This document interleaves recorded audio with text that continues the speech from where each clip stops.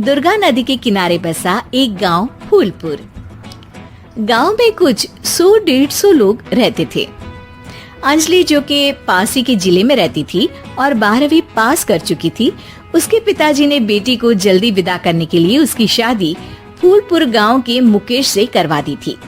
मुकेश कभी स्कूल नहीं गया था और इस कारण वो पढ़ा लिखा नहीं था और बाकी गांव वालों की हालत भी मुकेश जैसी ही थी। मुकेश के घर में उसके माता पिता भी रहते थे। सासू माँ, मैं बाहर मंदिर तक जा रही हूँ, आधे घंटे में आ जाऊंगी। अरे अभी कहीं जाने की जरूरत नहीं है, चुपचाप जाके रसोई में रात के खाने की तैयारी करो। और ये घूंघट क्यों हटा लिया है तुमने? क्या पता नहीं कि इस गांव में औरतें बिना घूंघट के नहीं रहती? रात में अंजलि छत पर जाकर अपनी मम्मी से बात कर रही होती है। तभी गांव की 3-4 औरतें उसे देख लेती है और दरवाजे पर आकर उसकी सास से शिकायत करने लगती है। और क्या हुआ? अरे छत पे तो देखो, आपकी बहू मटक मटक के किसी से फोन पर बात कर रही है। दिन भर फोन पे लगी रहती है। अरे कल तो मंदिर के पास वो क्या कहते हैं, सेल्फी ले रही थी। शहर की बहू रखना अच्छा शान की बात है, पर देखना इसके लक्षण से ये तो तुम्हारे परिवार को बदनाम ना कर दे। ये पहली बार नहीं था जब सास से गांव के लोगों ने अंजलि की बुराई या शिकायत नहीं की हो। अब तो ये रोज की बात थी। अंजलि ये सब सुन लेती है। जब वो नीचे जाती है तो मुकेश भी वहाँ आ जाता है। सास कहती है, बेटा, लोग घर आकर शिकायत करने लगे हैं बहू के कामों की, देख लो। पति हो, संयम से रखो इसे। माँ जी, मैं तो अपनी माँ से बात कर रही थी क्योंकि यहाँ कोई बात करने लायक ही नहीं है और अब मैं माँ के पास ही रहूंगी।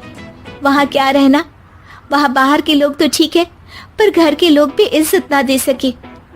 अरे नहीं नहीं अंजलि, ऐसा नहीं है, धीरे धीरे सब ठीक हो जाएगा, तुम फिक्र ना करो। अरे बस कुछ बोलना ही नहीं है, सर पे चढ़ा रखा है बहू को। सास मुकेश की नरम बात सुन के वहाँ से मुंह चढ़ाकर चली जाती है। मैं तो कहती हूँ हम दोनों शहर चले जाते हैं। मैं पढ़ी लिखी हूँ, मुझे वहाँ नौकरी भी मिल जाएगी और थोड़े दिनों में आप भी वहाँ कुछ काम ढूंढ लेना। अरे नहीं नहीं अंजलि, हम यहाँ ना गांव का खेत, माँ पिताजी को छोड़कर शहर नहीं जा सकते। माँ पिताजी को कैसा लगेगा और गांव वाले क्या सोचेंगे? ये कहकर मुकेश सोने चला जाता है और अंजलि की गांव वालों द्वारा बुराई का सिलसिला बहुत दिनों तक चलता ही रहता है। लेकिन अंजलि गुस्सा ना दिखाते हुए समझदारी से काम लेती है। बारिश का मौसम चालू हो जाता है। जोरदार बारिश से पूरे गांव में हाहाकार मच जाता है। दुर्गा नदी में बाढ़ आ जाती है और बाढ़ का पानी पूरे गांव की फसल तबाह कर देता है। फसल की ये हालत देखकर गांव वाले निराश हो जाते हैं और बात तो यहाँ तक पहुँच जाती है कि कुछ लोग तो अंजलि को इस सब का दोषी ठहरा देते हैं। अरे पूरी फसल तबाह हो गई, पता नहीं किसकी नजर लग गई है। अरे जब से चौधरी परिवार में ये शहर की बहू आई है ना, तब से ही गांव की शांति चली गई है। इसके कर्म कांड से माँ दुर्गा नदी भी खुश नहीं है। ये सब सुनकर बेचारी अंजलि रोते हुए अपने घर चली जाती है। कुछ दिन बाद सभी गांव वाले अपनी फसल का मुआवजा लेकर अपने अपने घर आते हैं। मुकेश भी 1500 लेकर आता है। अंजलि को जब पासबुक दिखाता है तो अंजलि हैरान हो जाती है। अरे ये पासबुक में तो उन्होंने 4000 की एंट्री करी है और आपको सिर्फ 1500 दिए।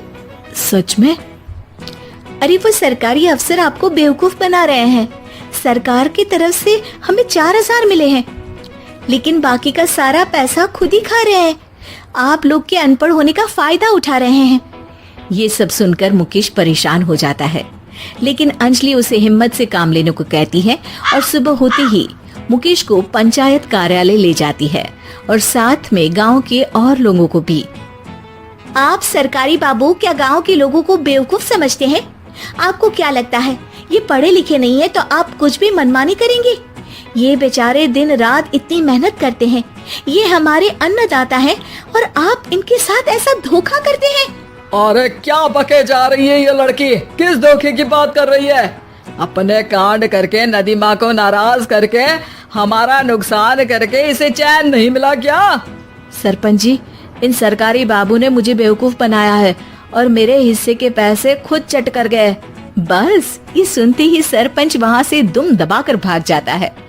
पता चलता है कि जनपद अधिकारियों ने गांव के सरपंच के साथ मिलकर सबके साथ धोखा किया है।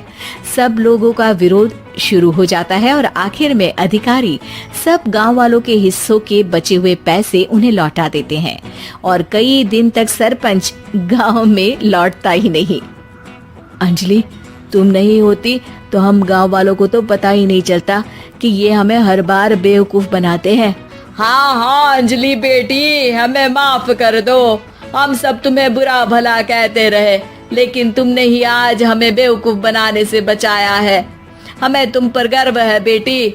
अब समझ आया कि सरपंच तुमसे नहीं, तुम्हारे पढ़े लिखे होने से नफरत करता था। क्यों ना इस बार हम अंजलि को ही सरपंच पद के लिए चुन ले? क्या कहते हो गांव वालों? पढ़ी लिखी सरपंच। बस पूरा गांव अंजलि के लिए ताली बजाता है और अंजलि की सास उसे खुशी से गले लगा लेती है।